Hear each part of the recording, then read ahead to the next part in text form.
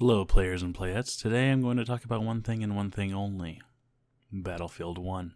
Battlefield 1 is a first-person shooter developed by EA Digital Illusions, CEAB, or more widely known as just DICE.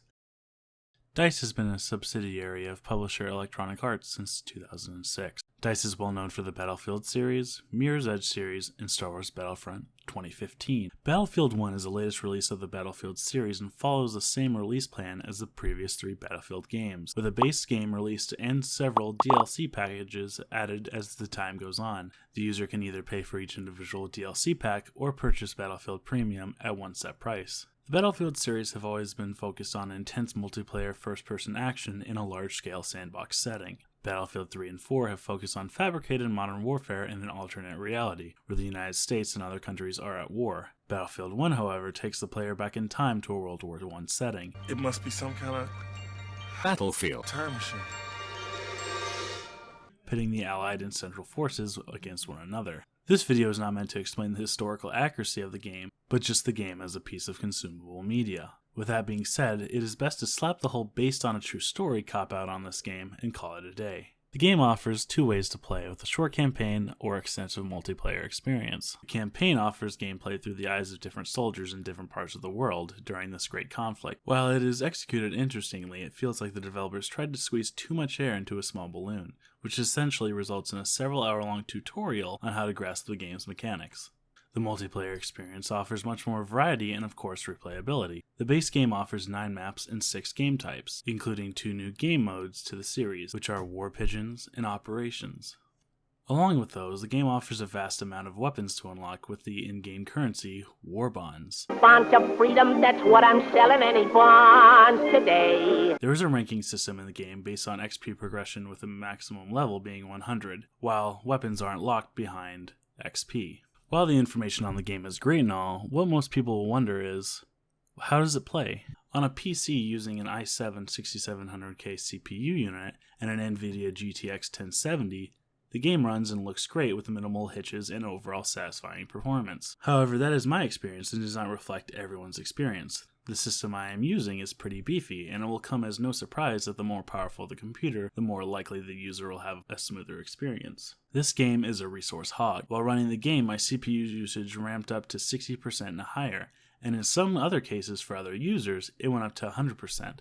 Of course, on console, this is not a concern, considering the game is optimized to run the same on every console that is the same model. The gameplay is fairly the same as past Battlefield games, in that the guns are reactive and snappy. The aiming is precise and smooth, and the guns are satisfying to shoot. The sound design is top-notch and really immerses the player in the game, whether it be the rumble of an explosion or the pitter-patter of shell casings falling on the floor. It sounds really good. We have taken objective. The Assault class, Medic, Support, and Scout, with all of their own perspective abilities and features, form the player-based build-up. In addition, there is a Heavy Trooper, Who touched my gun? Flame Trooper, Cavalry Rider, Pilot, and Tank Driver. Battlefield 1 focuses heavily on team dynamics, making sure that a squad is equipped with an Assault class for close proximity fighting, a medic to revive dead teammates, a support class to drop ammo or provide mortar fire, and a scout to accommodate long-distance confrontations will ensure a stronger, coherent fighting force. This is what makes the game so great to play with friends. Yuanbaca, you're a f***ing idiot. With all the good out of the way, let's talk about some of the negatives or things to think about.